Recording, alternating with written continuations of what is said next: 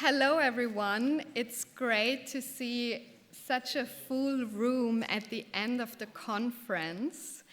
And to be honest, when we planned the program, Flora, Veronica, and I, we said, okay, we have so many great keynotes throughout these 3 days. We also need a really great one at the end so that people really stay. And I see, Steve, thanks to you, that worked out. It's my absolute pleasure to introduce our keynote speaker for today's closing keynote, Stephen Threadgold. Steve is an associate professor in sociology and anthropology in the School of Humanities and Social Sciences at University of Newcastle in Australia. He's also the director of the Newcastle Youth Studies Centre.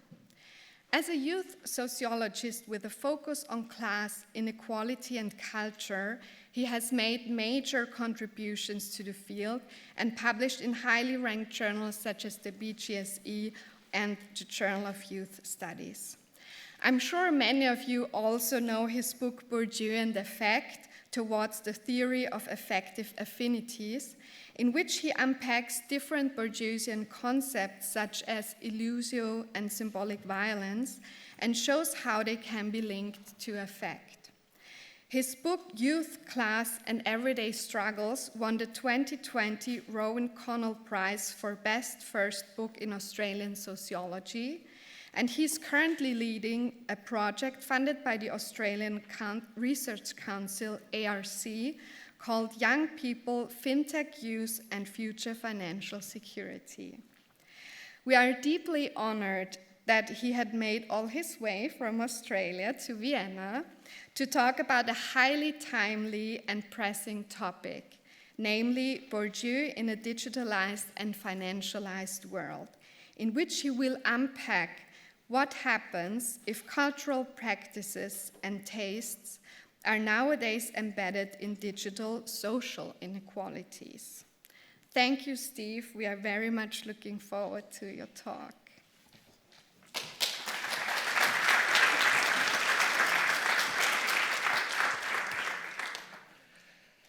Okay, thanks so much to the organisers for asking me to do this. I'm really honoured to do it, and as we'll experience so far, it's been an amazing conference. It's been so well organised, and I've really enjoyed it so far, and there's been some great papers. To start off with, this is kind of new work for me, and I thought I'd just tell you kind of how I've gotten to it. Over the past few years, I've been working with my wonderful colleagues, Julia Cook and Julia Coffey, where we've been doing multiple projects on young people's financial practices, and particularly how they use fintech and the kind of advance and the saturation of fintech in young people's lives. And so as part of that, I started kind of, in the interviews we've seen notions of gamification, the way that these kind of platforms use various tricks and mechanisms to kind of keep young people online, to attract them to spend more money. And of course, part of that becomes, algorithmic cultures, AI and all this kind of thing. So I've started to kind of go down that road. What I'm presenting today is also work that I'm doing with Roger Burrows from the University of Brighton and Bev Skeggs from University of Lancaster. So I've been working with both of those guys and Bev and Roger on the grant that was just highlighted, that we're about to start. If we can ever get the legalities signed off, we'll get the money eventually and we can start.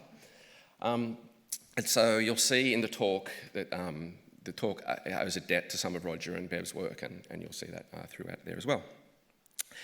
I don't normally get too nervous talking in these things these days, but I must say I'm a little bit more anxious about this. It's quite easy to kind of get up and present your research and talk about some data and do some analysis. It's a bit weirder talking about Bourdieu in front of a bunch of Bourdieu boffins. So, I'm not going to be a heretic here and kind of say Bourdieu is not relevant for anything. But you'll see in the talk, as someone that's deeply influenced by Bourdieu and consider myself a Bourdieusian and probably largely look at the world through a Bourdieusian lens, which I wish I could turn off sometimes. I think there's things going on in the way that power works, in the way that class is changing, in the way that culture now is almost completely datafied and financialised, that challenge some of the kind of taken for granted understandings that we have of some of Bourdieu's concepts and the way that Bourdieu is useful or not for analysing these things. So spoiler alert, I think he is, and you'll see at the end I'll kind of make some of those statements that, you know, Bourdieu is useful for this and that. But I think there are things that are happening here that we need to kind of empirically examine. And so the talk is essentially about how we need to think about culture differently in terms of cultural sociology and what it is. So here's some key questions. And I'm going to say that I do not have the answers for these questions, but I think there's something that we need to be thinking about. So cultural consumption now is very much a data source. Everything we do is data. I mean, when I upload this to YouTube later on, it'll go into this Rentier machine that we are feeding every day. So there's something going on here in terms of our everyday practices that becomes disembodied from us. And it's not exactly the same as what cultural capital is. And then the idea of entangled approximations in terms of our data selves is a good way of thinking about this. There's lots of theories about data selves, data doppelgangers, data doubles. I'm going to add to that and talk about the data zombie. And I think these kind of new relations fundamentally change how symbolic violence works.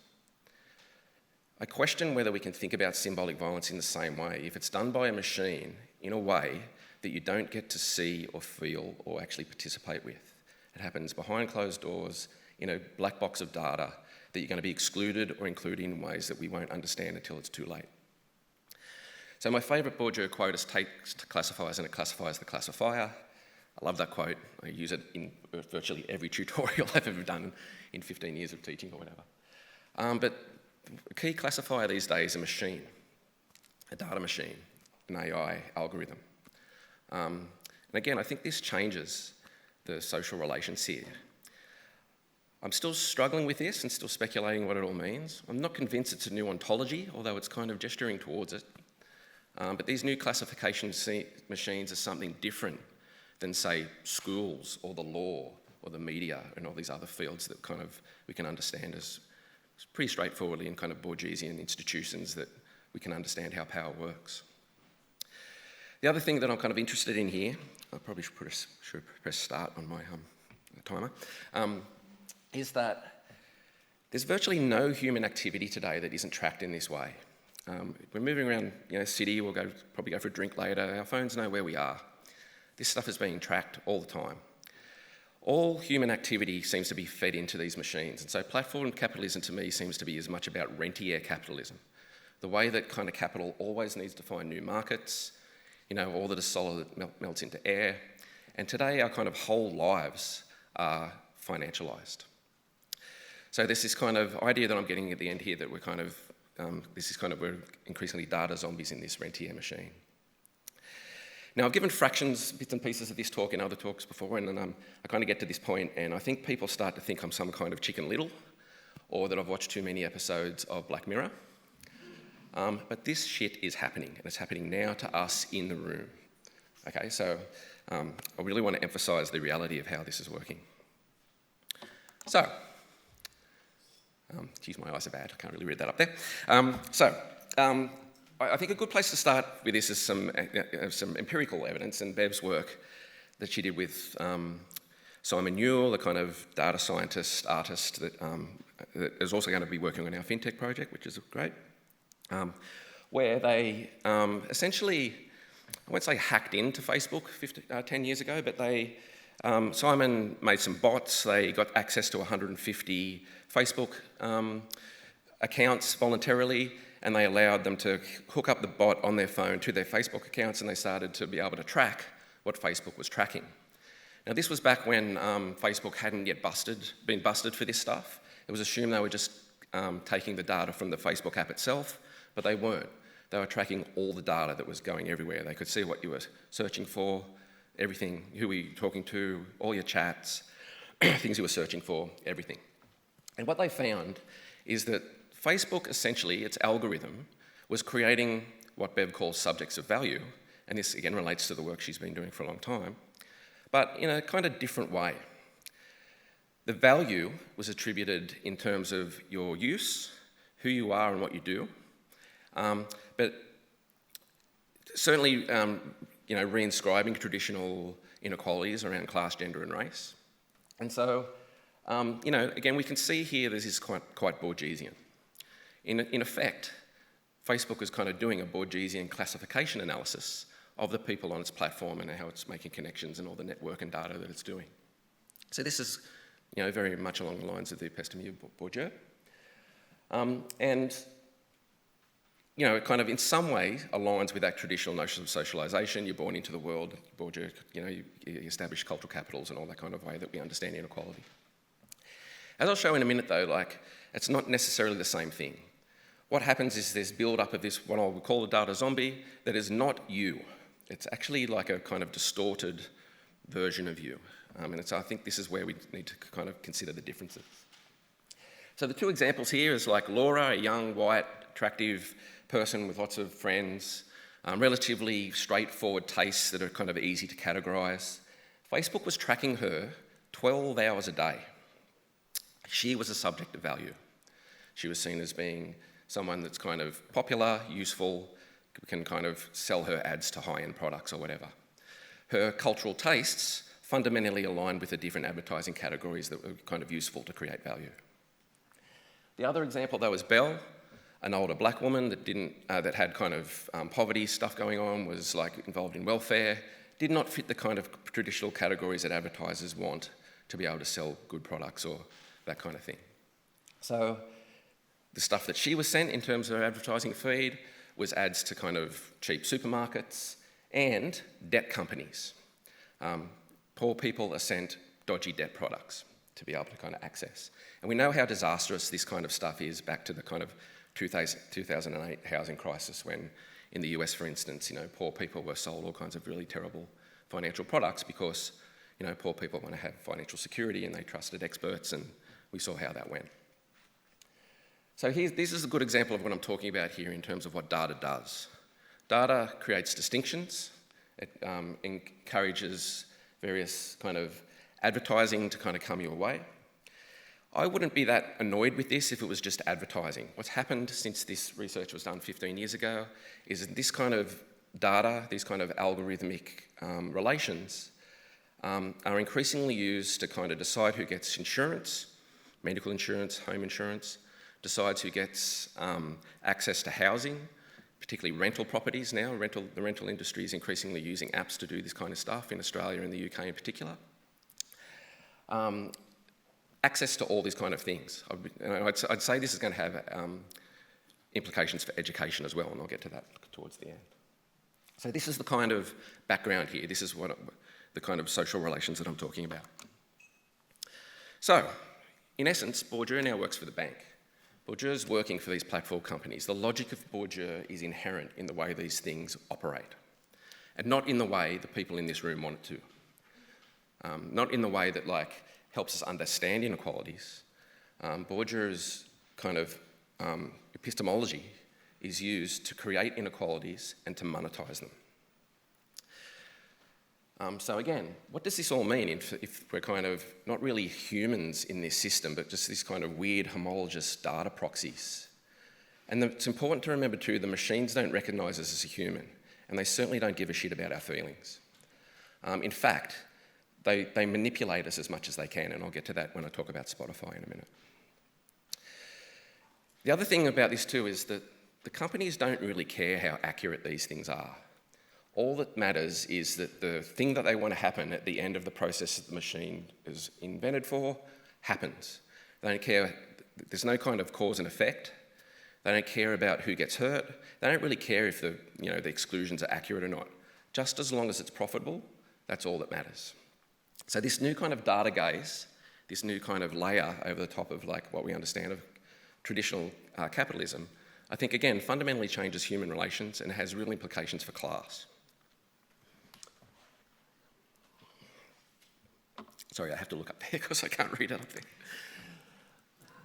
So essentially, as many people before me and in really amazing empirical ways, as you're probably all very familiar with some of the prominent books about this, inequality is being automated. It's being done through data machines, and increasingly our taste is being included in this.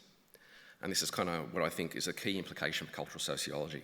We can kind of understand that, I don't know, if you don't pay back a loan or you go to jail and stuff like that or whatever, those kind of things have been included in the way that we're kind of evaluated by banks or whatever. But increasingly, our cultural tastes are fed into these machines. So, will your music taste, for instance, in the future, have an implication on whether you get a rental property or not? I mean, it could be that these machines are kind of set up in a way that if you listen to heavy metal, you're a bad tenant, because you might be seen as being more noisy. So again, you can see how this relates to kind of traditional notions of cultural capital, but these are being dragged out of the fields that we kind of would understand how they work to kind of have implications across kind of power more generally in the way that kind of decisions are made about us and for us. And so the other thing that's interesting about this too is I think we kind of all know what's happening. It haunts us. The data zombie is kind of just over our shoulder and we know it's there, but we don't really pay too much attention to it. And we can see how this is very much creating self-fulfilling prophecies. Inequalities being automated, weapons of mass destruction, discriminating data, algorithms of oppression. These books kind of show that very well.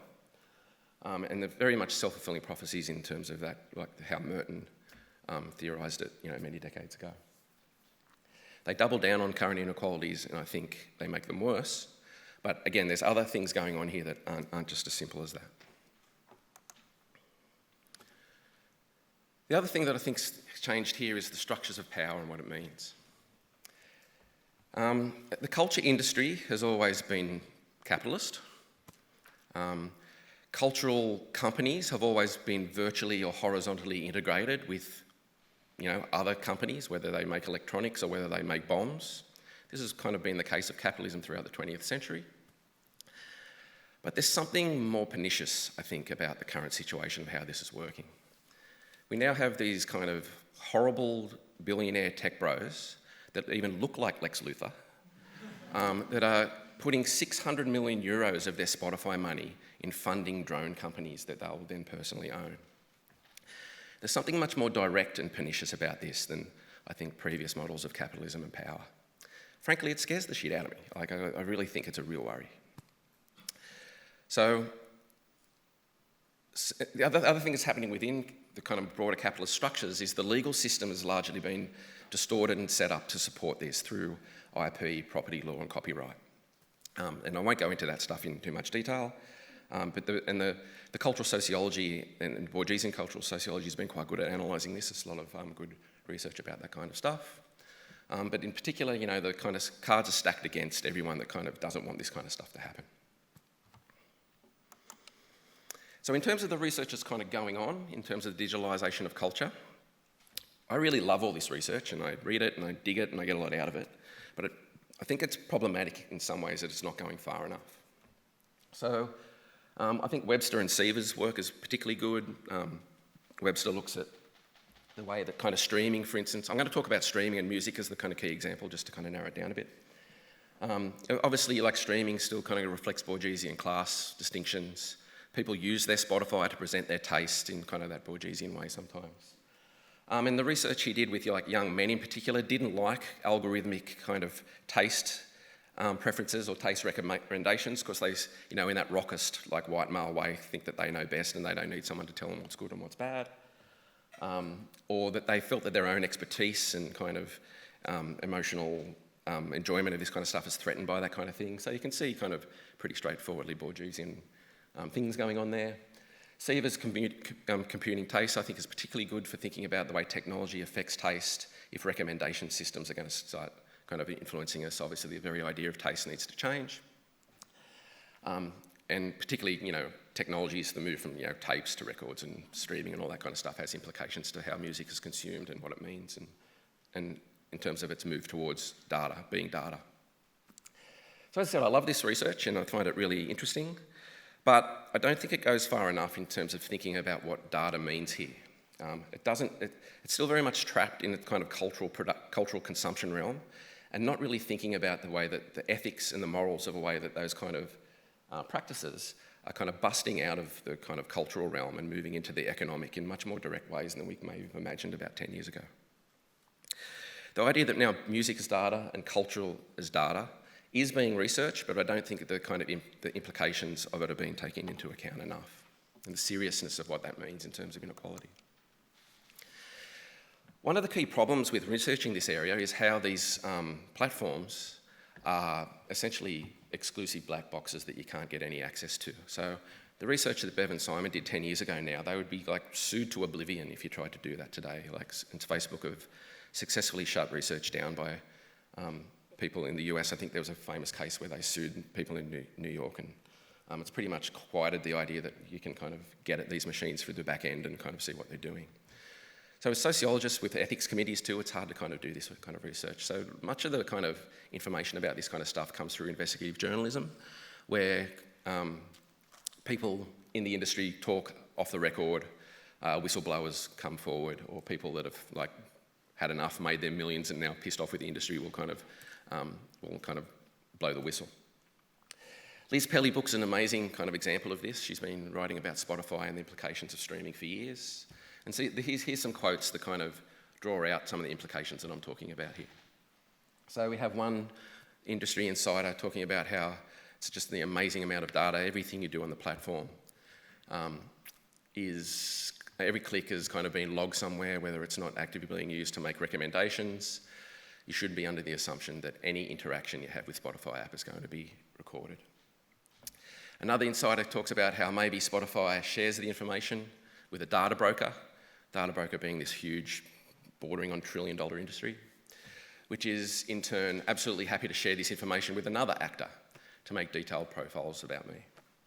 It's Spotify, it's dating apps, it's what I read online. These kind of different areas of data that you could maybe engage with in different platforms are bought, sold, put together in different profiles that I'll show you in a second.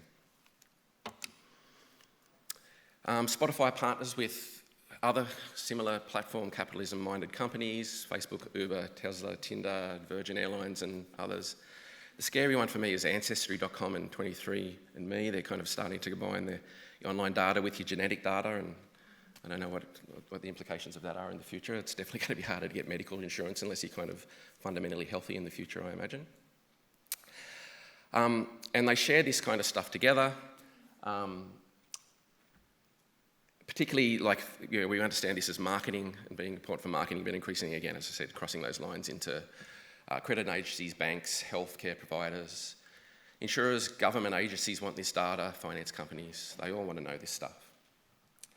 A couple of examples have what Spotify has already done. They've shared their data with a company called Credit Vija that uses their data to decide whether they're going to approve loans or not. Another microcredit startup, Lendo, uses concert ticket sales to decide whether you can get a loan for textbooks. I don't know whether going to concerts is good or bad for textbooks, but they probably don't know either. So there's a real mission or function creep that happens with this stuff. No one signs up to listen to music on Spotify to kind of find out that your money's actually funding, killing machines, right? Again, we don't have a lot to say about what's going on with this stuff. So what does this all mean? There's, again, some really great research about this kind of stuff. I highly recommend the works of Kate Crawford, an Australian researcher that's over the years worked for a lot of these companies. She used to be in an amazing band called Biff Tech back in the 90s, by the way. Her work's great. The Atlas of AI is an amazing book. Particularly Marion Fourcade, a French anthropologist working in the US with a number of co-authors, I think is particularly important for understanding what's going on here. Crawford and colleagues show how the idea of transparency is gone. The idea that we should ask these companies to kind of share stuff with us more and more is just like not a thing. We should even forget about that as a form of politics. It's unrealistic, and the whole kind of governmental and legal system is set up to protect them.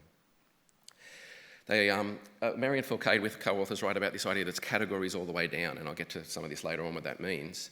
But again, these machines don't really understand us as humans, right? They're just kind of different data proxies. They don't really kind of have an understanding of what a genre means or anything. They're just kind of quantitative data points that only really make any sense when related to other quantitative data points. So what happens here is things like artificial intelligence, machine learning, large language networks, neural networks, all these things take kind of what we would just see as kind of associations, not even really correlations, and make them causal, and they create these self-fulfilling prophecies. So things that we would find quite subjective in our research, they turn in these objective kind of blank binary truths. Very bastardised version of homophily is what's going on here. And they're downright discriminatory, they're inaccurate, but for the most part no one really cares. So this is what that stuff looks like when it's turned into a product to sell. So this is mosaics produced by Experian. This is out of the work of Roger Burrows and Richard Webber on their amazing book, The Predictive Postcode. It's highly valuable for understanding this, but also a little bit dated now because so much mobile data is now included in what I'm talking about. So Experian kind of gets all these kind of different data packages and kind of frames up, and this is their kind of one, as you can see, quite Bourdieusian model of society. You can see that these people don't have any real trouble coming up with quite symbolically violent terminologies for us. Alpha territory, that's kind of the mega rich, and it moves down. It's not necessarily in order. I don't think they're from richest to poorest. And I'll show you another one. You can see ex-council community is probably poorer than liberal opinions, but they've managed to kind of, meld together various forms of economic and cultural capital here to kind of make these things. Footloose managers, I always get Kenny Loggins in my head when I see that one, all these kind of very specific terminologies for us. Richard Webber, who wrote the book with Roger, is one of the architects of these things, and is very rich because of it. There's a story about him selling his house in Alpha territory, a term that he came up with for 6 million quid or whatever. And so the history of what they write about in terms of geodemographics is what's been turned into these data machines. They started off using kind of analogue data, things like loyalty cards and travel histories, stuff like that, to kind of create these things. And as kind of we moved our lives more and more online, they just had more and more data to be able to do these things with. And after a while, when they could, they started including things like cultural preferences. So preferences are not treated in this as expressions of identity. They're just treated as signals. Importantly, what we're moving here is what's more important rather than representation is prediction. So Webber was initially developed this system without very little relation to sociological theory. He read Bourdieu in some situation. Right here, I actually wrote a paper called The Metropolitan Habitus, and increasingly started using Bourdieusian ideas to create this system. So Bourdieu is being brought into the machine here. This is what one of those kind of looks like as well, one of those individual profiles. The business class, you can see that they kind of have information here about what are the most common names for these people, key features, the cars they drive, what their houses look like. It's a map of the UK, kind of with a heat map of where these people are in terms of their geography. Again, I won't go into the details too much there, but that's kind of the profile that they kind of sell. If you have enough money, you can get access to this kind of stuff.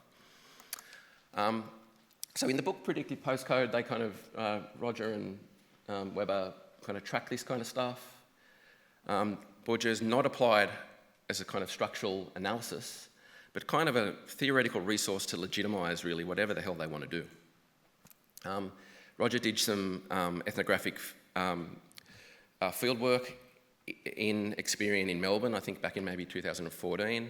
And the employees there were cultural studies, ex-cultural studies students. They were talking about Bourdieu and using this kind of stuff to create these clustering logics.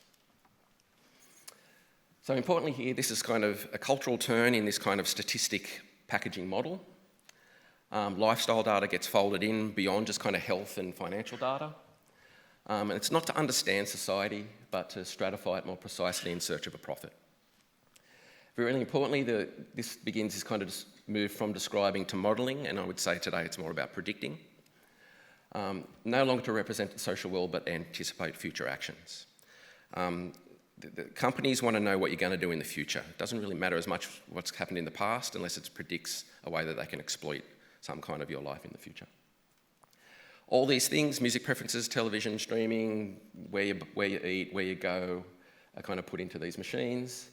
And again, it's not, one of these things aren't really important. It's the way that all these things relate together to kind of create the meanings that they want to create. Again, this is kind of another version of it here. I put this one up and because in the top corner there, I mean, it's kind of weird. You get a weird feeling when you think these machines see you. And that one up there kind of is very close to me. I'm Gen Xer. I don't have kids. I'm in a couple. We live in a terrace in a high-growth suburb in Newcastle. But I don't rent, I have a mortgage. I think this is a kind of good example of how they can never quite capture you as an individual. So you're kind of put into these categories to be able to be bought, sold, excluded, included, but it's not me. It's just this kind of distorted version of me. They can never quite capture who we are. I think this is an important thing to remember when I start talking about eigencapital in a minute. Again, you can see all the different namings they have here. Apparently there's a middle-of-the-road group, satellite battlers, prams and trades, youthful ambition, journeyed equity, like opulent designs, Okay, so that's the kind of way it looks. So I'm going to talk now about some recent work that's tried to reckon with some of these new developments.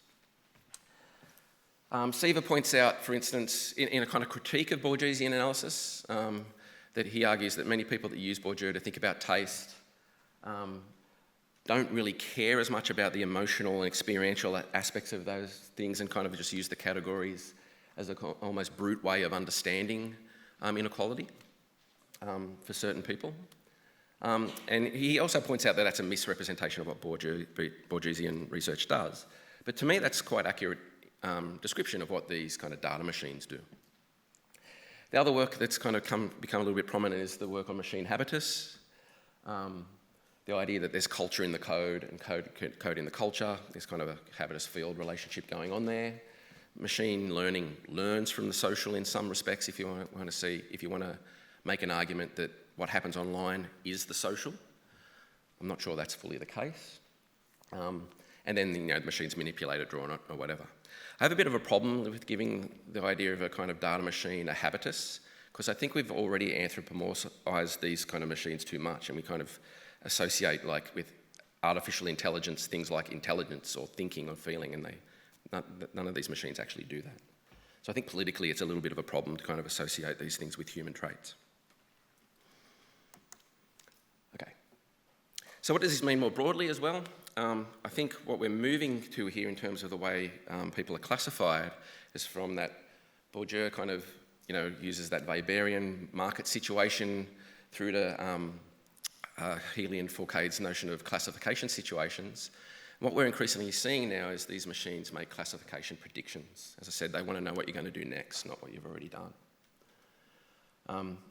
The profiling that happens now is dynamic, situational, and it's the way that you're being ranked and sold by these machines over and over again is very subject to time and place. And so you may be worth something in these order machines different at night than you are throughout the day. So for instance, Spotify argues that it knows what mood you're in by the music you listen to. Now, frankly, I think that's an absolute load of bullshit, right? But what it's doing, it wants advertisers to think it knows you're sad so it can sell you some product that, apparently sad people want, right? So again, I think this is absurd, and we were talking the other day about this. I mean, I don't just listen to Rage Against the Machine when I'm angry, or I don't listen to Elliott Smith when I'm sad. I listen to kind of sad music sometimes when I'm happy, right? The idea that these things relate to each other like that, I think, is a really good example of, the way these companies are essentially full of shit. But again, it doesn't matter.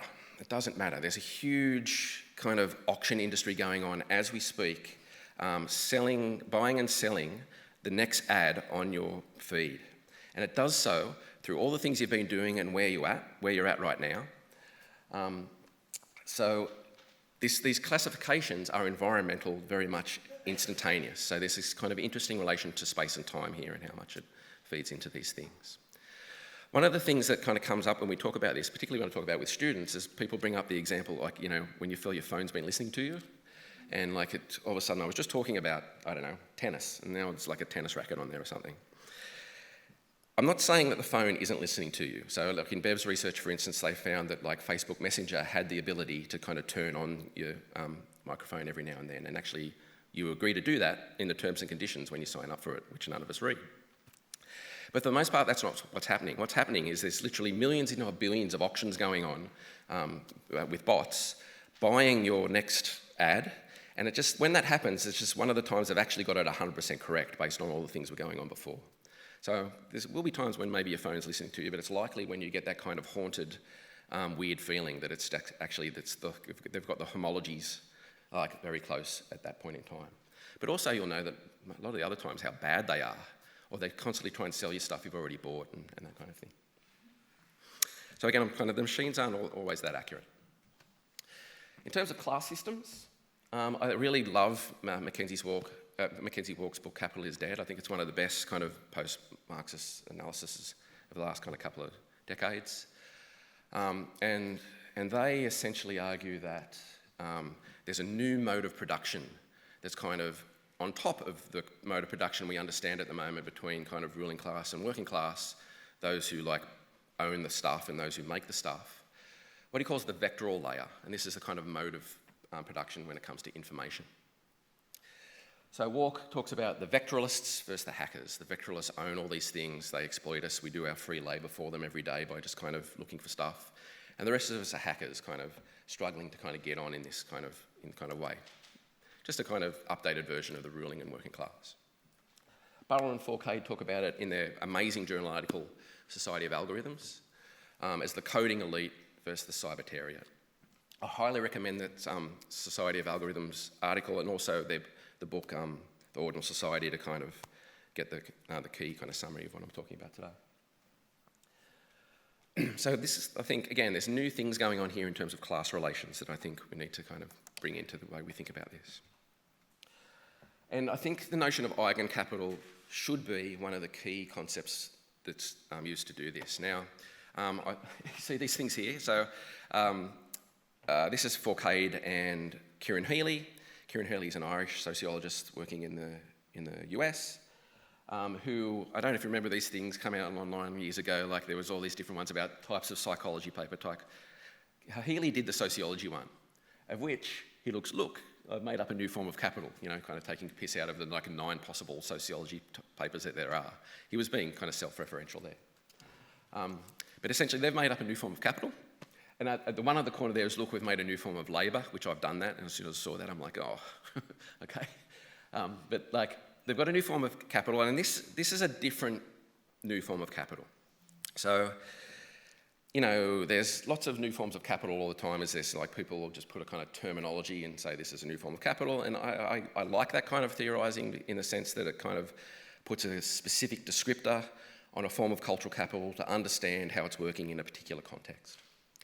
I think what's happening with this concept, though, is this should be a new form of capital that goes alongside of what we call cultural, social, and economic when we talk about broad forms of capital, because I think this is a kind of very new version of it. The reason is this form of capital is disembodied from the person that it's attached to, kind of tethered to them. It isn't you, but it is you. And I think the way that they've theorised this in terms of thinking what happens in an ordinal society is really useful. So a new form of capital that has potential to help understand the vectoral layer that Mackenzie Walk talks about. This new form of capital forms from all the data traces that are kind of bought and sold and made about you. Now, and sometimes that will be about you as an individual, sometimes it's you in one of those categories that I'll show you in a minute. It's not the same thing all the time, but you're attached to these kind of eigencapital.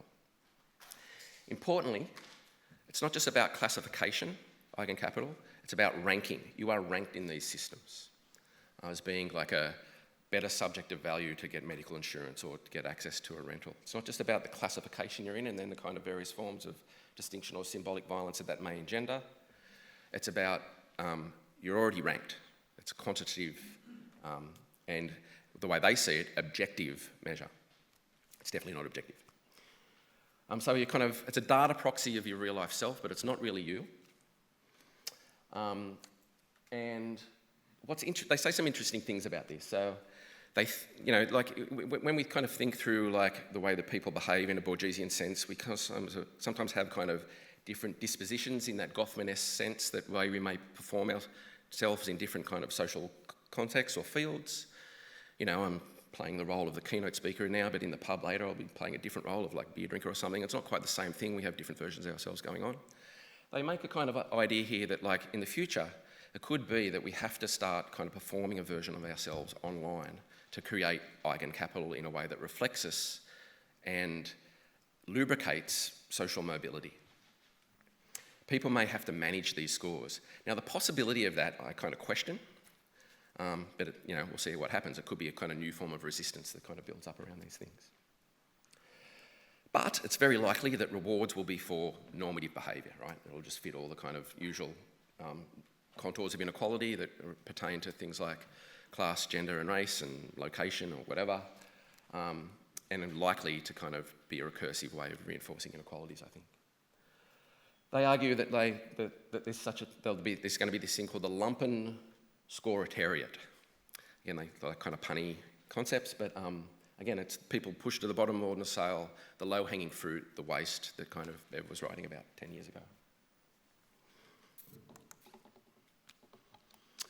So, there's been work on the data self, data doppelgangers, data doubles. I been imagining this as a kind of data zombie, like it's just over my shoulder here, kind of attached to me, that I want to go away and it may kill me if I'm not careful.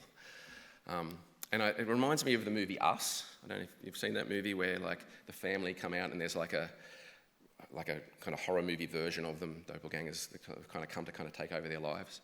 So I don't want to kind of minimise the kind of racial analysis that movie has, and it kind of says a lot about kind of histories of slavery and stuff like that.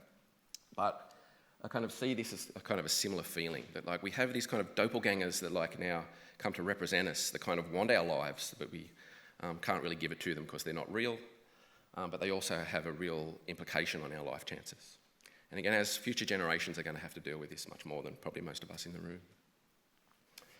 So I see eigencapital as a data zombie that follows one around, not quite living, breathing self, not quite a complete distortion of who we are, but tethered to you, and it's a result of the dead free labour that you've been doing online. And the example of this, I think, is what this data zombie looks like, comes from this quote from Webster's work on Spotify.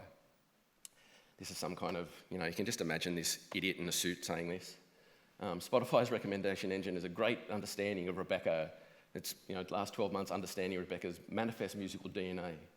Then on weekly, monthly, quarterly, yearly basis, we will serve Rebecca recommendations based on her Rebecca-ness, which from a user experience point of view feels good. And that speaks to the DNA of a 21st century service, because service that make Rebecca's life better. I don't know whether Rebecca would like Rebecca-ness very much. So, I think we all know this is happening, but we kind of don't pay attention to it very much. I think people in this room, the likes of us, haven't really cared about it too much over the last 10 years, and maybe as much as we should, because maybe we think it wasn't really going to affect us. And that maybe we thought that it was just going to make us a bit safer, like maybe it's going to be used for security to keep us safe or whatever, like even though sociologists probably shouldn't think like that, I know a bunch of us do. So maybe this kind of surveillance that's used in terms of like this kind of stuff will just kind of not affect us too much. Well, I'm here to say that it is, and it will even more. If you want to get a rental now, this is happening. Largely now you have to kind of sign up for an app, you have to give over data, and all kinds of stuff to do this kind of thing. Job applications now, maybe not so much in academia, maybe it'd be better if it was, but sorted by AI means AI producing them. There's a whole industry now to try and teach people how to write a job application that AI will recognise in a way that kind of puts them to the top of the pile in an ordinal ranking. So this stuff is coming, and it's particularly coming in the US education system. Is that what I'm talking about now? Yeah, where as the book Weapons of Math Destruction points out, teachers in some states are just being automatically sacked if their students don't reach the scores that they're meant to get in certain tests. Completely decontextualised of social and cultural issues, even if the principal thinks the teacher's doing a good job, even if the parents love the teacher, even if the students improved from previous years, computer says no, sack the teacher. Teacher probably has to move state to be able to get another job as a teacher. This ordinal society is moving, and this surveillance is moving up the class system and increasingly affecting professional, managerial, higher education roles. The case in Australia, I'll put this in there because this week there was like over $500 million of compensation paid to Australians that were affected by the robo-debt thing. Now, these were welfare recipients that were targeted by an algorithmic system that was just hopeless and didn't work and made all kinds of false accusations, asking people to pay back money that they didn't owe from welfare. There's been documented suicides because of this. Anyway, over years it's been gone through the system. Now there's compensation being paid. Obviously no public servants or politicians went to jail for it, which they obviously should have. In education systems, we're all experiencing this now, right? Anyone that's had anything to do with the REF in the UK or what we had as ERA in Australia is kind of ranking institutions. You know, it was great for me while in my sociology at University of Newcastle was in the top 200 in QS. I think we've dropped out of it now, so apparently we're not as good. We all have to deal with QI. You know, I increasingly are under pressure not to publish in any journals that aren't Q1, and I hate that. But like, I have to consider it in terms of me being able to get access to grants, have my publications count in my workload. Citation counts are obviously important in terms of things like status. Any of the online platforms we're using, if you're using Turnitin or Canvas or Blackboard, these things are kind of tracking everything that's going on there and selling our activities and teaching and students' activities and packaging it all up for data processes. The Leo is this kind of thing in the UK where these are sociology degrees here, and the figures there are plus or minus starting salaries to allow students to kind of decide, you know, if you study sociology at this place, you're more likely to have a better starter salary at that place. Ordinal society very much going on there. Informer, like who owns Routledge, has just sold all of our books to, it's not to ChatGPT actually, it was to Microsoft. That's a mistake. So if you've written a book for Routledge, it's in Microsoft AI, you had no choice over that. They sold it for like a measly 8 million quid, and they get a bit of a remittance over the next 3 years, but it doesn't seem like a lot of money to sell the whole history of academic publishing and a particular publisher to these things. So this is kind of happening in education systems now, and you know, I'm unsure what the implications are. I'm going for time, I better hurry up. Okay. So, moving towards summing up. So the rise of these kind of digital platforms, I think very much fit into the notion of Rentier capitalism. The great book by Scott Trott, I think it's called Streaming Culture, Streaming Capital, talks about this at length. I'm particularly influenced here by Brett Christopher's work on Rentier capitalism, and he's got another great book called Our Lives in Their Portfolios. Increasingly, capitalism isn't about producing things to buy or sell. It's about manipulating information, and it's about basically creating rents, creating subscriptions, creating fees for us to kind of have to pay for more and more aspects of our lives. And this has definitely been how much of the kind of internet works, I suppose, to put it bluntly. I really can't think of anything that happens online that isn't financialised. Maybe someone can tell us at the end here if you can think of an example of that. Because every click, every scroll is packaged up in a kind of data machine. I think this stuff is, we need to kind of start shouting this stuff out loud politically. I mean, the constant bullshit about AI being innovative is just not true. It's not innovative. It's not doing anything for us. It's been rammed down our throats. And it's very conservative and profit-driven in terms of what it is. And I'm particularly influenced here by Dan McQuillan's work on resisting AI, who makes the argument, along with many others, Louisa Moore is another really good writer about this, that these kind of AI data packages can't be improved by better or more data. They're already distorted. they're already based on bad data, on bad data, on bad data. You would have to kind of build the whole things again. McQuillan argues they essentially have fascistic logics, and again, you can see the way that they're working in public, I think, is playing out like that, and we can make arguments. We could argue or not whether these things have been contributing to what's going on in the US more broadly. So, I think I've got the timing right. Yep. So, getting back to Bourdieu here, I think culture as data, as raw data being fed into machines, I think, means that as Bourdieusian scholars, we may have to think a little bit about what we mean by culture, and what we mean about, and what we understand is the hierarchies that culture engenders and that culture kind of supports in terms of the way the world works, in terms of who wins and who loses and who has access to kind of flourishing and who doesn't. So I certainly don't think Bourdieu's whole kind of theoretical toolkit has been eclipsed or whatever by these developments. But I think we're going to have to do a little bit of kind of thinking about how we can update in a way to kind of for these new phenomena.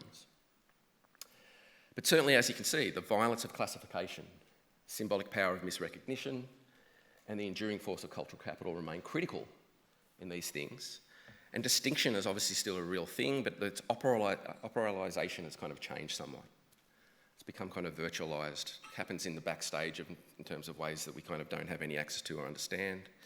I mean, when you experience symbolic violence in a personal situation, I don't know whether that's your classic examples of going to a restaurant and not understanding what knives and forks to use, or going to an art gallery and not understanding the art, or having a teacher tell you that you're an idiot.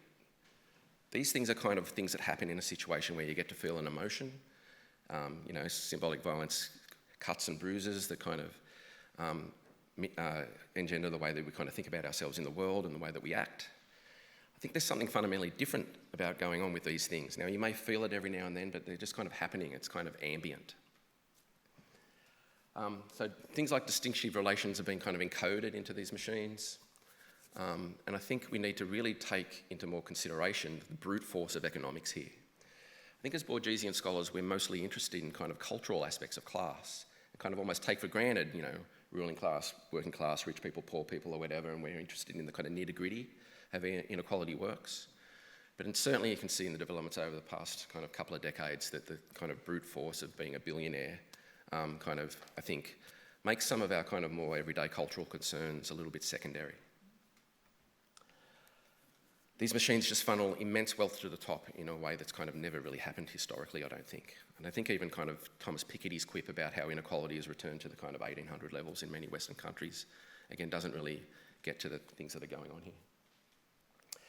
But these machines aren't perfect. In fact, they often don't seem to work very well. So their effectiveness in terms of the way they manipulate us or not, the way they include or exclude us or not, I think is also an open empirical question, and that Bourdieusian knowledge will be kind of helpful for us to unpack and understand. So I think, Bourdieu may work for the bank. He maybe have been co-opted into these industries and used in ways that us as kind of Bourdieusian scholars find offensive or wouldn't like to see it work in that way. But I think he's also going to be quite useful for engaging critically with these developments in the future, and the way that kind of our data zombie is haunting us, the way that it's kind of not quite us, but is quite us, the way that we're fed into this kind of Rentier machine and what that means for inequality. I think many of the kind of concepts that Bourdieu has developed and the way that we've used them over the years still applies. But again, I think there is something fundamentally different in terms of the way that something like eigencapital helps us understand these things as a new form of capital. It's not just a new form of cultural capital or social capital or economic capital. I think it's definitely a different thing, and it's going to be interesting to see, I think, how much we can kind of use that understanding to kind of think about broader inequalities. And this is particularly the case, I think, in education. I mean, one of the things I've been surprised at this conference is how kind of analogue the research has mostly been. And I think, again, this kind of stuff is just so omnipresent in terms of our students' lives that this kind of stuff needs to be maybe brought in more into education research as well. Okay, thanks, I'll leave it there.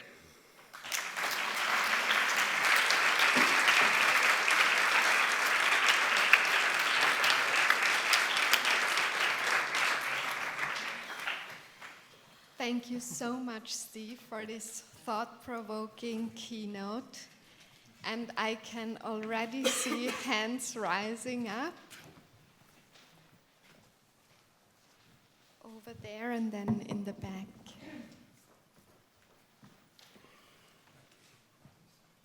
Thank you, Steve. That was really, really gripping end to this conference. So much there to process. I had a couple of things I wanted to offer and then a question.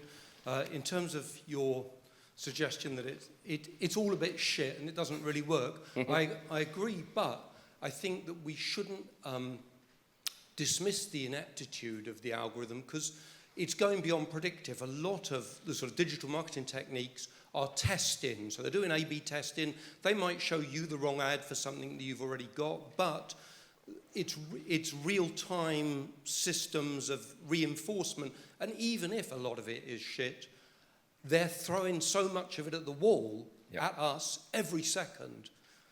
Second sort of thing to add would be Zuboff's work is very interesting at extending this into the physical world. So it's not just what we see on our screens, but where we are and what we find we're offered in the moment out. I don't know, Google Maps search results might well affect where you go for your drink this afternoon. And all of that is a real-time algorithm of improving the likelihood of selling you the service they want and targeting you. You asked, could we make any suggestions where we could do something in the machine where... I'm a firm believer in Wikipedia being a thing that is useful for academics to engage with, students to be encouraged to engage with. As far as I know, they're not really extracting, and as a counterforce to the AI bullshit, Wikipedia still feels to me to be like a substantial human resource. Yep. So a question about the eigen capital and how that relates. My field of interest is what I'm calling digital habitus, like how my graduates use and play the field on social media, and they have a sophisticated awareness in varying degrees, often informed by class and culture and background, about what they should, couldn't, sort of governmentality of what they do online. Is eigencapital something that we can play, work with, own, extract value from? I think that's a really good question. To be honest, I don't know, but I can speculate. Just to go back on the A/B testing thing, I mean, again, Louisa Moore is a really important figure here, and she argues that these machines are just constantly in a constant state of A/B testing. It never stops. And their shittiness is actually part of their power. There's nothing we can do about it. Like, they just keep doing it anyway, right? So that they are constantly testing these things, but like they're testing it on more and more bad data over and over again, and the implications of that are kind of unknown. Okay, so the eigencapital thing. So one thing I'll say is that if there's no data on you, you are in the most risky category. If you opt out of all these things and try and go and get a loan or whatever, like, you're no chance. You need to have a data profile, and this has been the case for a long time, right? You know, people have been coached 15, 20 years ago to kind of maybe, if you're going for a mortgage, 3 months out, start consuming better. Don't go to the pub as much. You know, don't gamble. Make your kind of profile in the 3 monthly slips that you have to get make them look good. Whether that's possible to perform a version of self online that creates a representation of you that is better for these machines or not, again, I don't know. I can't feasibly see how that's possible. I don't think you'd be able to set up a version of you that does this stuff over here and another version of you in some other kind of profile that does it. I don't think that's possible either. So I don't know. Maybe there's smaller ways you can manipulate it. The likelihood, though, in the Foucauldian sense that you just pointed out, is this is going to be a technology of the self that people governmentalise. They will restrict their own freedoms. They're kind of governing through the freedom here, and they'll perform a version of the self that, like, just increasingly fits what needs to be the normalised version that these things value. So, but again, it's early days, and people always find ways to use these technologies that suit them. I mean, there's a great example at the moment of people in the US using AI to identify masked ICE agents and doxing them. Love that. It's awesome. But, like, in the terms of the weight of the way these machines are used, it's mostly the other way, I think, yeah.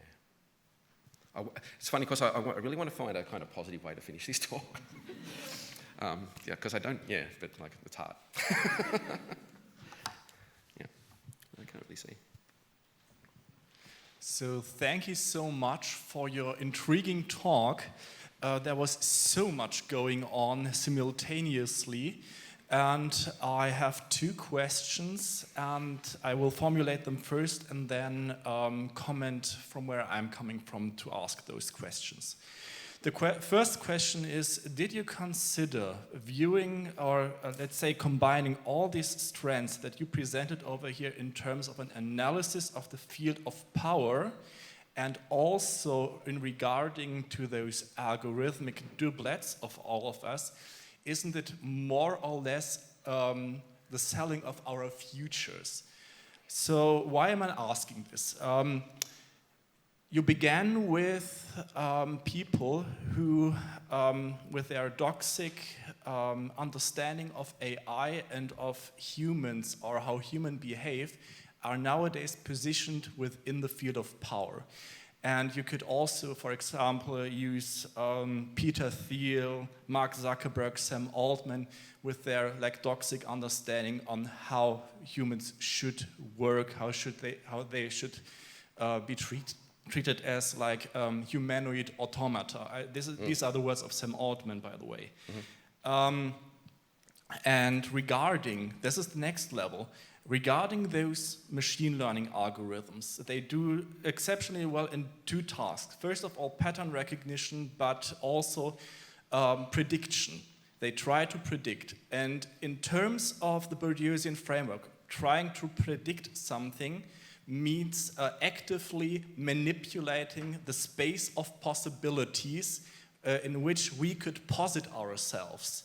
So in the space of position is something, positionings is something that is to be done in the future. So the predictive part of the predictive policing, etc., is actively selling our futures. Have you considered including this temporal dimension into your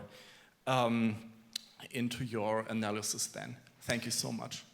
No worries. Look, so they're great questions. So the answer in one word would be no. But I think in terms of these things, in terms of the field of power, for instance, that has to be the way that we need to consider them, because Will Atkinson's just probably filming it in the room. Will's just got a paper out about how AI technologies are kind of key for the field of power now. I highly recommend that paper. In essence, where the big players are kind of using these things, they're forcing them down our throats. And it means that smaller players in the field of power have to kind of copy like lemmings and jump off the cliff and try and do it all as well. So yeah, definitely as a tool, I see them as the tool of capital.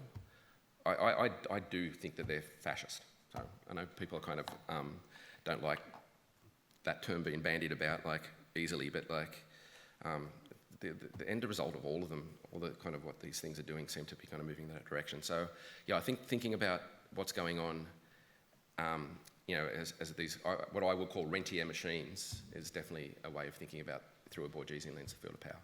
In terms of the temporality stuff, the predictive stuff is really important, and I think it's the key value extraction mechanism at the moment is what they're after.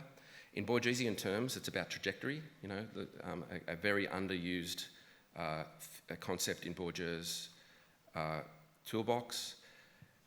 One of the things that's always really annoyed me about people's general understanding in sociology of field, it's this the maps with the dots around and there's cultural, they're static, and that's what a field is. It's only a kind of snapshot of the here and now, and that kind of data's been taken, and there's a trajectory always moving around in those things. The data industries want to know what the trajectory is. Now, whether they can or not, again, is an open empirical question, but that is kind of the goal for them. They want to be able to kind of use that idea and think about, what we want next.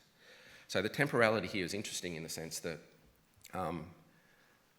they probably want to know what we want in a minute, in an hour, and maybe tomorrow, but not so much next year.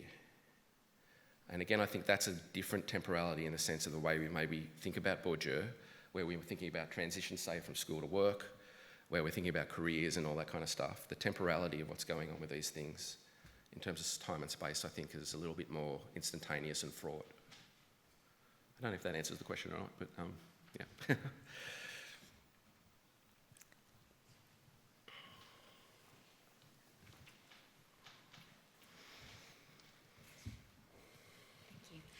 Thanks, Steve. That was really interesting.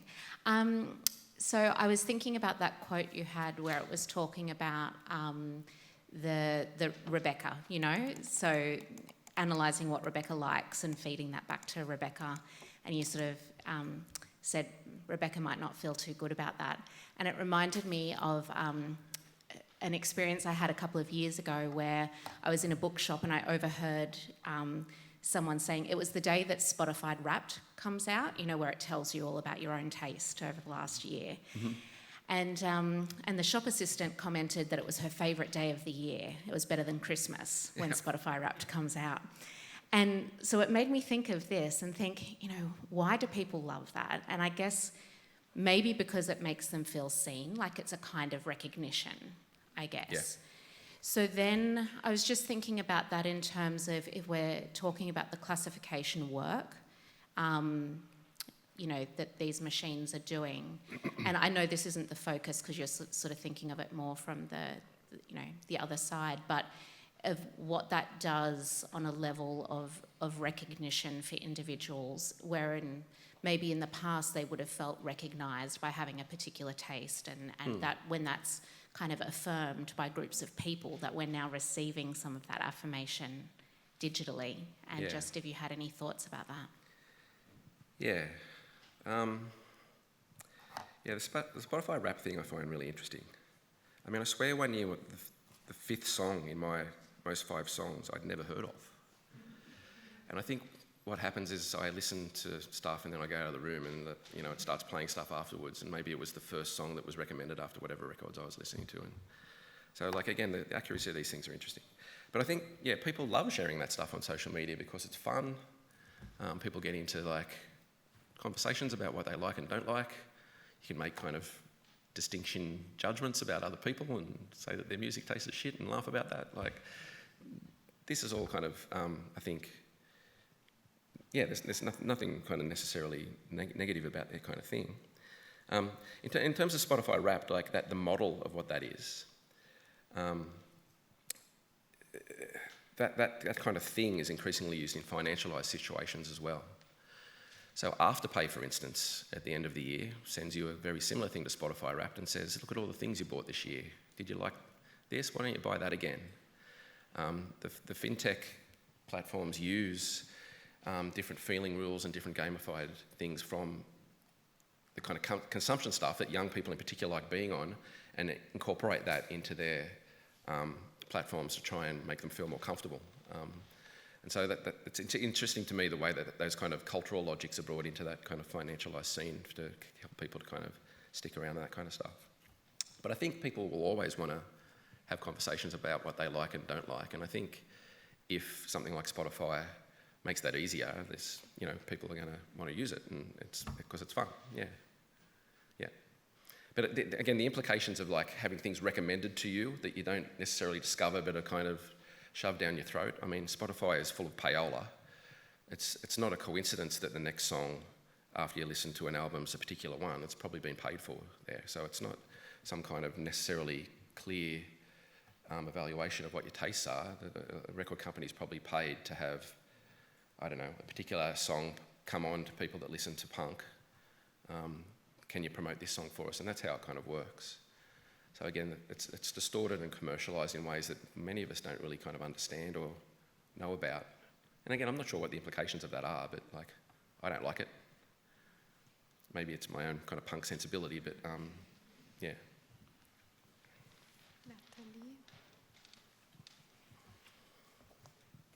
Thank you so much. I would love to add to the question of, you said you weren't sure how Rebecca would like her Rebecca-ness, and I think part of the Rebecca-ness is her Spotify Wrapped. That's true, but I'm speaking from a position, I have been a digital doppelganger before because I worked as an actress for a long time, and I was part of an artistic project that it was called Made to Measure. And so a group of artists kind of collected the Google data of people over 5 years. And they analyzed it with data analysts, and then they hired an actress to portray and embody this digital profile of a young woman in Austria. And I was that actress, so I kind of learned the digital data of that person. And so the finale from over months, and we filmed like scenes from her life that we had reconstructed without even meeting her, just based on her Google data. And so I knew this person. I knew this person.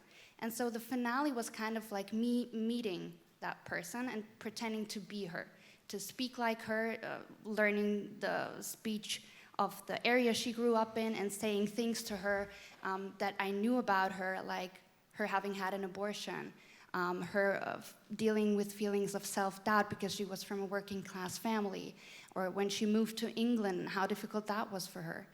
And that was extremely powerful, hurtful, and it was like effective, like it was an explosion of emotions and of affect, and it didn't matter at all. It didn't change the way she behaved. So she was confronted with her Rebecca-ness, and I was confronted with her Rebecca-ness by being the Rebecca-ness, and it didn't, like, it was shocking and like, whoa, and it maybe fucked me up for a few weeks, like, Yep. sure, but it didn't change anything. Did she consent to being involved in that? Yeah. Oh, right. Yeah. Just making sure. Yeah. and that was it was fun. Yeah. Like Okay. the call to participate, she was like, oh yeah, sure, like create a Yeah. doppelganger of me. It's like Okay. fun. I thought we were getting into like Stanford prison No. territory there. Yeah, right. Yeah.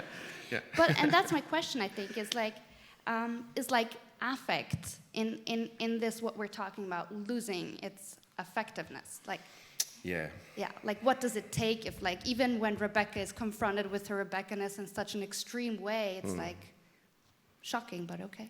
Yeah. So I think there's a kind of different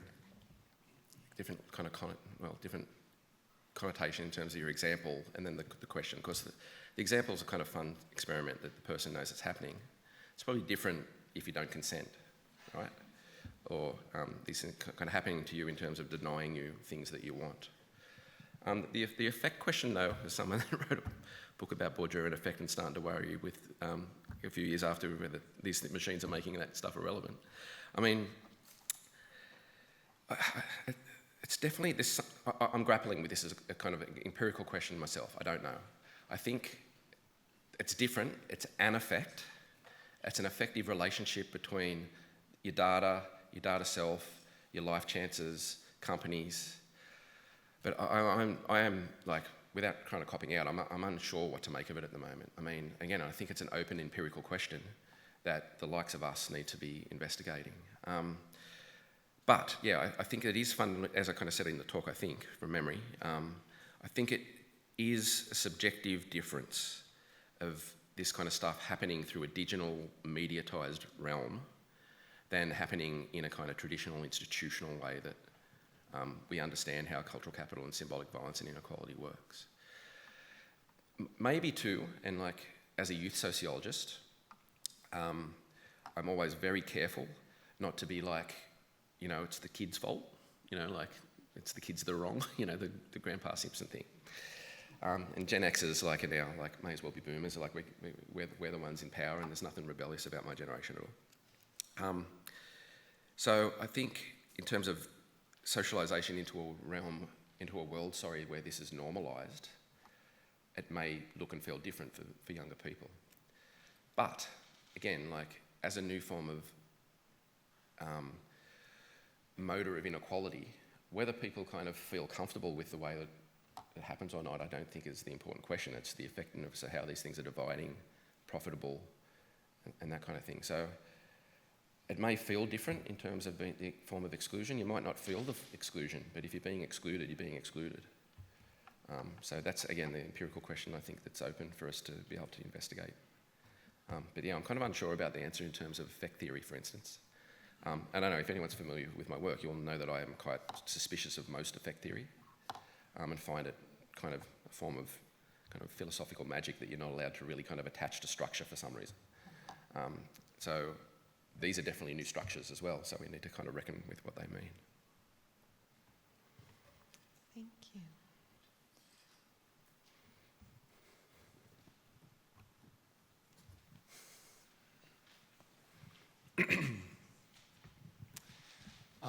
Well, thanks very much for your keynote speech. I have a question in the sense that I might get rid of that ghost. I've worked a lot on street-level bureaucracy, right? Where the central tenet basically is that the implementing agent has a sort of discretionary power and has to choose on how to basically process his or her clients and whether or not then that client gets certain benefits or not. So for me, this is kind of a more sophisticated way of implementing policy, even if there's not necessarily a specific policy. And like the algorithms are a kind of new form of discretionary power that decide on whether you get this or that or nothing at all or whatever. So in a way, it's not new.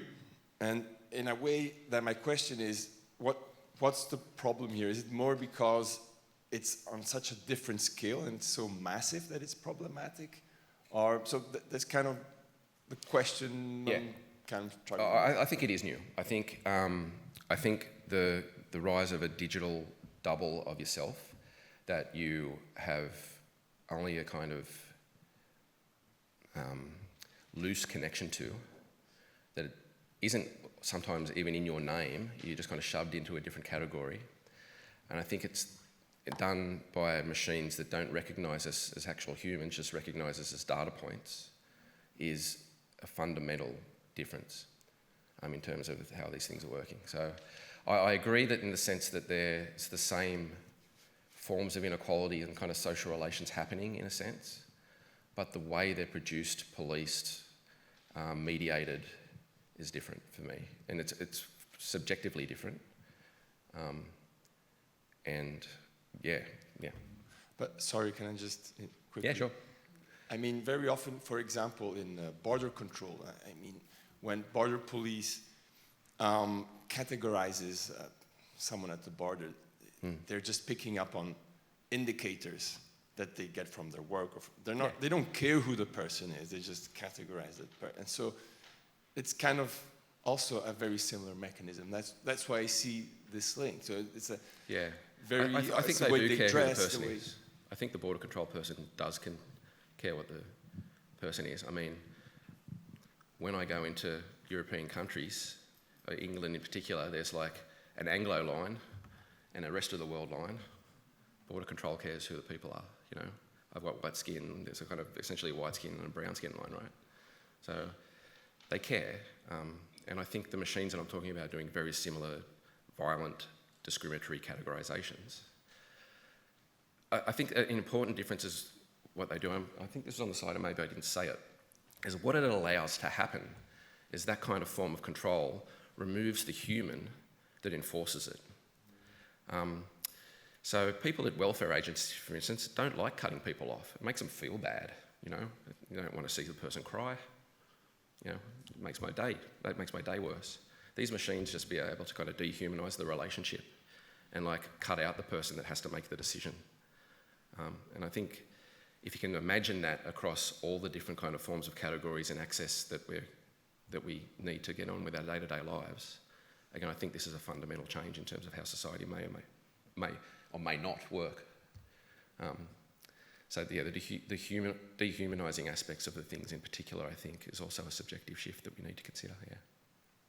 But I certainly take your point in terms of there's similar social power relations happening here, but I do think there's something different in terms of the way that they're being performed. Can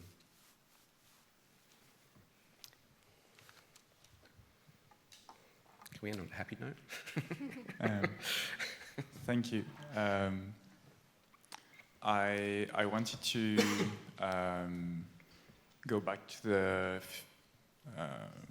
fields of power thing, because I think it's also important to, like, I'm interested in also how to develop new fieldworks and how in like collecting empirical data and like new studies about that. Mm-hmm. And my question is, when I hear your keynotes with the massive surveillance, the first author I'm thinking about is not Bourdieu, it's Michel Foucault, obviously, mm-hmm. and I'm not familiar of the literature, but I guess he's really quoted often. And in the Foucault, it's more like surveillance of the bodies from power, and often it's also the state. And in your case, like in this case, I guess it's more like private companies who get the power of monitoring like people. And so to get back to the field of power, how do you articulate the private companies'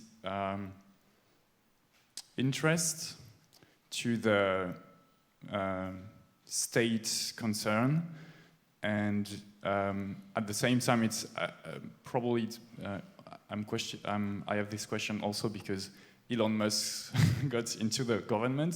Mm-hmm. So yeah, as a sociologist, how to conduct new fieldwork and to analyze the field of power. Yeah. And yeah. Okay, so I could say a few things about that. I mean, the field of the sociological, cultural studies, geography, analysis of all the things I was talking about here doesn't have a lot of Bourdieu in it. It's mostly dominated, I think, by Deleuzian and STS perspectives, and Foucault. Deleuze's postscript for a society of control is a particularly hugely influential thing here. So I'll just kind of point that out in terms of the theoretical terrain, and I think more Bourdieusians need to be in it. So in terms of the field of power, I mean, and like the relations between, say, private business and government, I mean, doesn't Bourdieu says something like, governments end up having the trump card, ironically termed these days. And you can see that playing out a little bit. I mean, I think private companies, the huge social media companies and whatever are more powerful than any companies have ever been, but they're all like in the White House, like sucking up to the president, right? So I think that's pretty indicative of like the, who controls the means of violence and all that kind of stuff in a traditional way of thinking about it. So in terms of analysing that stuff though, and the political economy analysis of it, that's not something I'm an expert in or have expertise of or do. In the big fintech thing we're doing, we're actually employing some other people to do that for us, which is going to be great, and we're going to have a political analysis of fintech and who owns it and how it works and the algorithms. So I know this isn't directly answering your question. What I'm interested in though is that how people engage with these things. So I'm not as interested in the kind of upper end coding elite kind of level. I'm interested in the kind of hacker level. And we've been doing some workshops with young people on different platforms. And we're doing this amazing method that Julia Coffey kind of invented, where we get them to kind of talk to each other about a particular platform and use it and talk to what they're doing while recording what they're saying, but also getting them to record their screens. And we kind of have the data about what they're doing and what they're saying about it. And it's been fascinating. So Julia's done it with kind of selfie technologies and young women kind of talking about how they kind of adjust their faces and use that kind of stuff or whatever. We've done some recently with crypto, like we have these kind of young men talking about their crypto on it. We've had kind of using ChatGPT, and it's really interesting. Like the ChatGPT one in particular was interesting. I mean, the young people we spoke to are kind of terrified of it, but also want to use it. And the main reason they want to use it is they feel it's like a FOMO.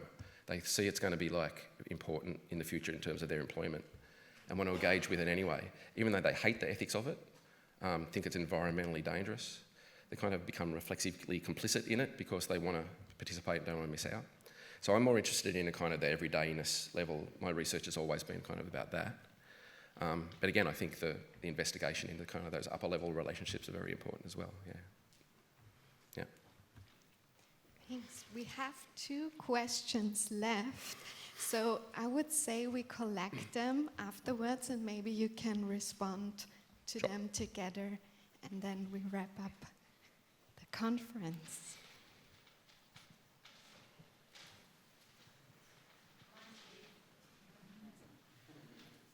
Hi, thanks, that was brilliant. Yeah, I suppose it's a big question and we can chat about it later, but just thinking about your comment about where Gen X is and millennials and a lot of young people, this is anecdotal, but a lot of young people that I know, they're not online in the same way perhaps that my generation has been. They don't present themselves in the same way. They are kind of actively doing the thing that you're advising is dangerous. So I was just kind of wondering about that and about the possibilities of resistance. And is there no possibility of resistance? Sorry. Yeah, I mean, the resistance is what I'm most interested in, but I'm pessimistic of the possibilities of it at the moment and the way things stand, the way these things have become so central to everything that we do. So I think there's kind of everyday resistances going on in ways that we kind of be very interesting to kind of interrogate. But again, the answer to that question I'm not sure about. I don't really want to kind of speculate on things that I don't know about. I'm kind of hopeful of it, but I've always been I'm increasingly critical of the idea of hope. Hope always means that something's going to happen in the future, and we need to actually worry about what's happening right now, because it's the people that now are being excluded and killed and stuff like that. So, yeah, I don't know. I think all technologies tend to, be used in ideological ways, and people find ways to kind of resist and use them in other ways. But I'm not sure of the answer, to be honest. Yeah, sorry. Well, thank you very much, Stephen. Your presentation gave me shivers, to be honest, and I'm actually not happy to be the last to ask a question, because my question adds to your comment that these machines don't care. They just apply discriminatory categorization, and you also said they offer for bureaucrats a dehumanized option to distance themselves from their own responsibility. And being here in Austria and Germany, having had the experience of dehumanized bureaucracy, using this dehumanized categorizations to murder millions of people, it gives me the shivers as to how much of the fascist element that you also addressed is inherent in this tendency. Yeah, I feel very Bauman's like Modernian ambivalence about this kind of stuff. I mean, I think the technological developments here are very similar to what Bauman writes in Modernity and the Holocaust. I think it's very similar here in terms of how these technologies are being used at the moment, particularly in the US. I mean, so yeah, I find them terrifying, and I think the seriousness of them is something that we've underestimated until we're kind of seeing the effects of them now, for sure. To wrap up my question, do you think we still have control, or are we in the process of losing control and insight of what is happening within these algorithms and the decisions AI takes? I think we have control as individuals. I mean, I don't know if anyone in the room today has felt particularly controlled or manipulated by these things. So I think it's, in a broader sense though, no, right? So no one's asked for these things, you know what I mean? Like, certainly no one asked for AI to be the Google search, right? These things are they're being forced down our throats, as I've said a few times. So in terms of the control of the implement of these technologies, the possibilities of not using them, we have some control over, but not so much. No, I don't think we have control over that kind of larger, bigger structural thing. But again, there's obviously privileges involved in about who actually is really on the pointy end of these things and not. Again, that seemed to me to fundamentally reflect previous inequalities and class systems and race in particular. So a lot of the kind of critical analysis of this has been around the kind of the rise of policing and the rise of exclusions and facial recognition and all that kind of stuff. And that's definitely who's probably to answer that question about if you have control, are much more likely to say no than the likes of me, but where I probably don't experience too many negative effects from them, at the moment at least, in terms of, you know, being a white, male, straight, relatively rich person. But in saying that, like, I don't feel very safe in my job because of all the kind of ordinal things that are going on, even though I don't think I could be doing any better. So there's like a constant precarity of the kind of ordinal ranking of everything, I think makes everyone precarious in a way that, like, I don't think even Ulrich Beck would have understood in terms of what's going on now. So, yeah. I do feel quite dystopic about these things for sure, yeah. Sorry. Okay, thanks again, Steve, and a huge applause again for your amazing team.